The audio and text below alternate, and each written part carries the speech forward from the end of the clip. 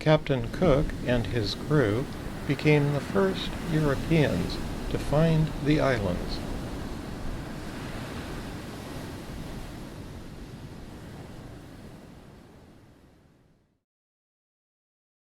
Captain Cook gave the Hawaiians 2 pigs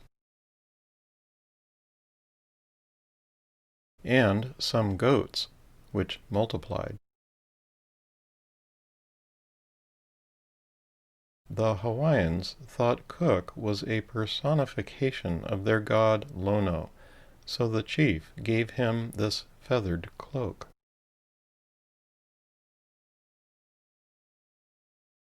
And also this feather helmet.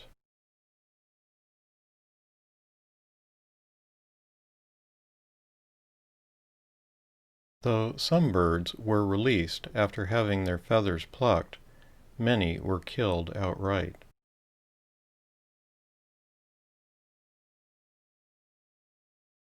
Cook mentioned seeing dead iivis sold in bundles of 20 at a market.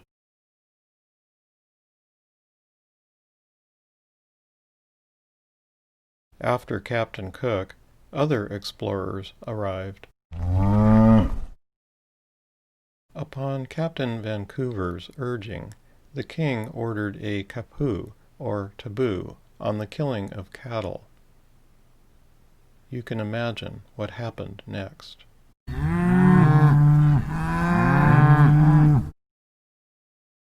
Finally, the kapu was lifted, allowing hunting of cattle, but by that time the damage was done.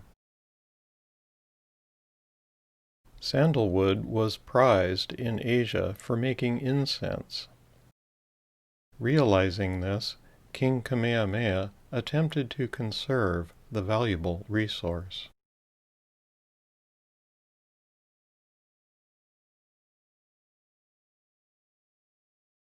Introduced from the Philippines in 1824, mangoes have now proliferated. Introduced from Brazil in 1825, strawberry guava is now considered an invasive species. This is due to the dense thickets that choke out all other plants.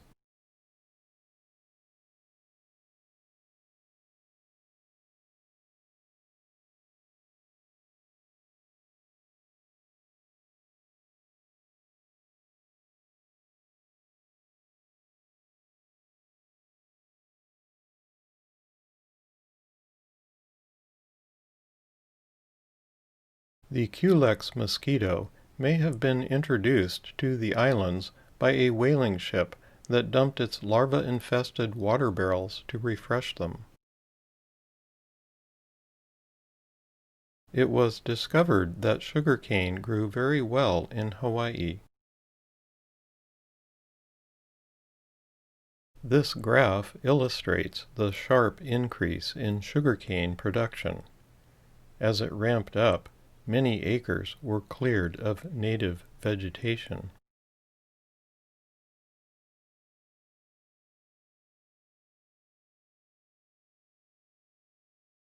We'll check back on the Kaua'i'o'o as the years progress.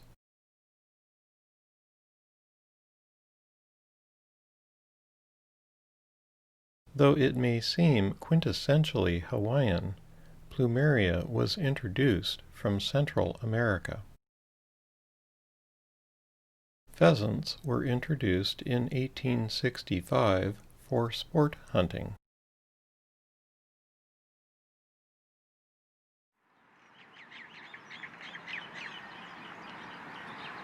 This bird was introduced to eat caterpillars that were destroying pastures. They did a good job. They did so well. Now they can be found everywhere, even at Walmart.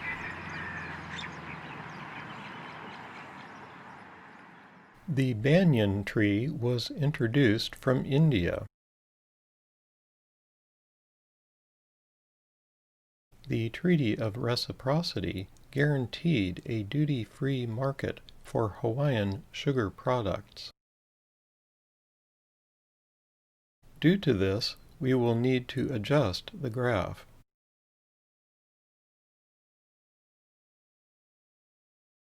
Here is where we left off. At the same time as sugar production increased, more land and water resources were diverted to growing sugar cane. In the process, the sugar barons were becoming very rich and influential. Asian immigrants who came to work in the cane fields brought some of their favorite plants. Ironwood was introduced from Australia to help stabilize the beach sand.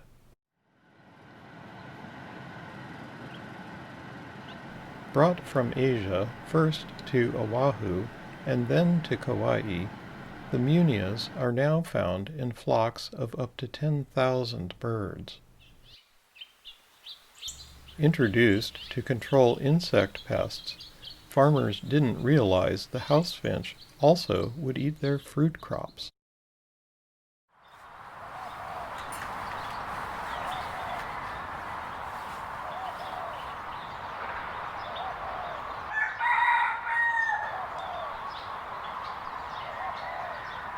The Chinese brought the spotted dove for food.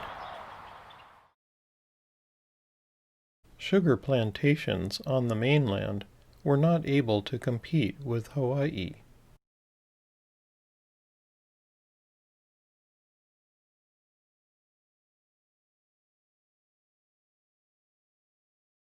This tariff was a problem for the Hawaiian sugar barons. There was a second problem as well.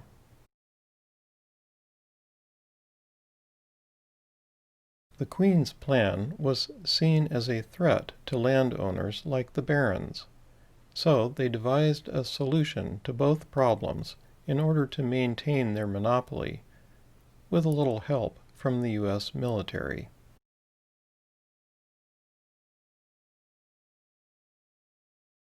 Once Hawaii became a republic, the tariff no longer applied. Avian pox caused extensive swellings on all unfeathered areas of many native species, frequently resulting in death.